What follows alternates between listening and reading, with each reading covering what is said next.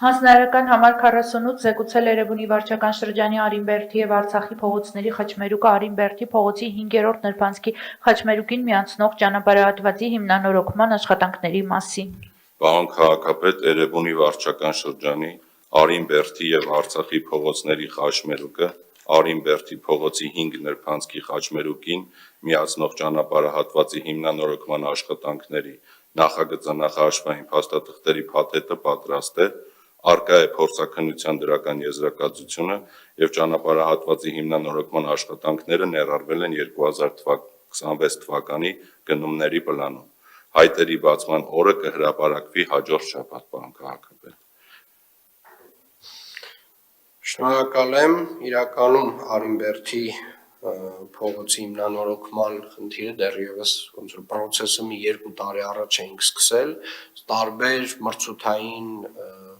խնդիրների պատճառով 1-2 անգամ պայմանագիրը ձգձգվել և խզվել է, չէ՞ նույնիսկ, ճիշտ եմ հիշում։ Պարոն քաղաքապետ,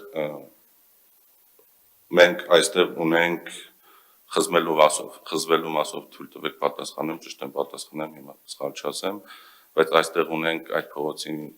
1.1 կիլոմետր է մոտավորապես, որտեղ կա 2 կամրջային կառուցվածք, այսինքն բավականին բարդ նախագիծ էինք իրանից ներկայացվել և այժմ ունենք այն և պատրաստում ենք դնել մրցույթ։ Շատ լավ, պարոն Թևոսյան, այս տարի սկսում ենք շինարարությունը։ Այո, շինարարության մրցույթի ենք դնում, նախագիծ ունենք։ Շնորհակալ եմ։ Ֆինանսավորումը հիմա հատկացված է սրա, թե դեռ ոչ։ Տիկին Ավետիսյան։ Պարոն քաղաքապետ, առաջարկվել էր տարեսկզբի ազատ մնացորդով գումարը կնախատեսվի առաջին փուլի։ Շնորհակալ եմ, սա իրապես կարևոր է, շատ վատ վիճակում է այդ ճանապարհը։ Հաջորդը։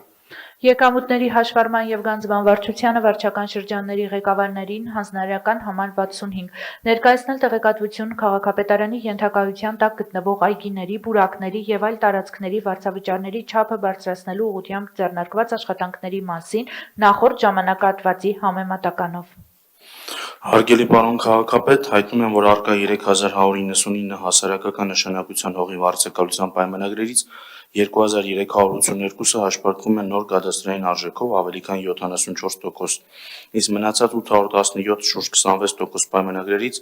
289 ծանուցված, սակայն չպահանջված նշումով վերադարձված ծանուցումներով պայմանագրերն են, 288-ը խնդրահարույց պայմանագրերն են, իսկ դատական վեճ, մասնակի սեփական պետական գրանցում չստացած, իսկ մնացած թվով 153 պայմանագրերը գտնվում են ծանուցման կամ ճշգրտման գործընթացում։ Նշեմ նաև, որ առկա 15662 ավտոտնակների և օժանդակալ շինությունների համար կնքված հողի վարձակալության պայմանագրերից 13199-ը ավելի քան 84% հաշվարկվում են նոր կադաստրային արժեքով, իսկ մնացած 2463 պայմանագրերից շուրջ 16%-ը 1047 պայմանագրերն են, ծանուցված, սակայն չպահանջված նշումով վերադարձված ծանուցումներով պայմանագրերն են, 802-ը խնդրահարույց, իսկ թվով 391 պայմանագրերը գտնվում են ծանուցման կամ ճշգրտման գործընթացում։ Այսպիսով վարձակալների շուրջ 97%-ի մասով արդեն իսկ տարվել են համապատասխան ծանուցման և ճշգրտման աշխատանքներ և ըստ էության ներկայումս տարվա հիմնական աշխատանքները պայմանավորված են նախկինում կատարված աշխատանքների արդյունքում ծանուցումը չստացած վարձակալներին կրկին անգամ ծանուցելու կամ այլ ճշգրտումներ կատարելու գործընթացով։ Այսպիսով հաշվետու ժամանակահատվածում ծանուցման և ճշգրտման աշխատանքներ իրականացվել են շուրջ 700 վարձակալների մասով, նախորդ ժամանակահատվածի համեմատ կատարողական կազմել է նույնը շուրջ 700։ Շնորհակալ եմ, սիրելի երևանցիներ, ուզում եմ մի կարևոր թեմայով խոսել, որին պարբերաբար դուք միգուցե առնչվում եք, և խոսքը վերաբերում է ավտոտնակների կարգավիճակին։ Մենք պարբերաբար ստանում ենք ավտոտնակների,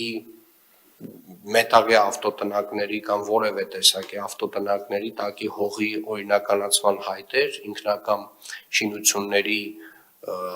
որոշման համաձայն և ստիպված ենք լինում մերժել այդ հայտերը, քանի որ դրանք մեծամասամբ գտնվում են ընդհանուր օգտագործման հողերի վրա։ Մեր գլխավոր հատակագծով հիմնականում բոլոր ավտոտնակները վերգետնյա գտնվում են ընդհանուր օգտագործման հողերի վրա։ Եվ ընդհանուր օգտագործման հողերի վրա մենք ուղղակի հնարավորություն չունենք ինքնական շինություններ օրինականացնելու։ Եվ բացի այդ, երբ մենք ստանում ենք այդ հայտերը ինքնական շինությունը օրինականացնելու և ստիպված մերժում ենք, մենք նաև կառավարության 596-ն որոշման համաձայն պարտավոր ենք քանդել այդ շինությունները։ Այսինքն մենք այստեղ երկընտրանք չունենք մեծ։ Եվ դրա փոխարեն ես առաջարկում եմ հարգելի գործընկերներ, սիրելի երևանցիներ, կնքել հողի վարձակալության պայմանագրեր։ Այսինքն բոլոր ավտոտնակները չեն, որ քանդման ենթակա են։ Եթե դուք կնքեք վարչական շրջանի հետ հողի վարձակալության պայմանագիր ձեր գործող ավտոտնակի համար, դուք այդ ավտոտնակը կկարողանաք շահագործել այս տրամաբանությամբ։ Եվ եթե դուք դիմում եք ինքնակամ շինությունը օրինականացնելու համար, մենք ստիպված ենք լինում մերժել, քանի որ դրանք մեծամասամբ գտնվում են ընդհանուր օգտագործման հողերի վրա, եւ մենք ստիպված ենք լինում հետագայում քանդել նաև այդ ավտոտնակները։ Եվ խոսքը չի գնում միայն այն ավտոտնակների մասին, որոնք որ բակերում են եւ մենք այդտեղ խաղահրապարակ ենք սարքում։ Մենք ուղղակիորեն այլընտրանք չենք ունենում, քանի որ կառավարության որոշումը մեզ որևէ այլընտրանք թույլ չի տալիս։ Եթե համայնքային հողի վրա ինքնակամ շինությունը չի օրինականացվում, որը որ բացատրեցի մենք դրա հնարավորությունը չունենք ընդհանուր օգտագործման հողերի դեպքում, մենք ստիպված պետք է քանդենք այդ շինությունը։ Եվ դրա համար խնդրում եմ, հորդորում եմ այս ինֆորմացիային ականջալուր լինել եւ ավտոտնակների օգտագործումը ապահովել վարձակալության հիմունքներով, որպեսզի մենք էլ ստիպված չլինենք իրականացնել այս քայլերի շղթան, որովհետև մենք էլ հասկանում ենք, որ իրականում մեզ համար բացարձակապես առաջնահերթություն չեն այն ավտոտնակները, որ ոչ միտեղ ոչ մեկին չեն խանգարում, չգիտեմ, խաղահրապարակ փոխարեն չեն, բայց նաև մենք ուղղակիորեն այլընտրանք չենք ունենում, քանի որ եթե մենք ստանում ենք ինքնակամ շինության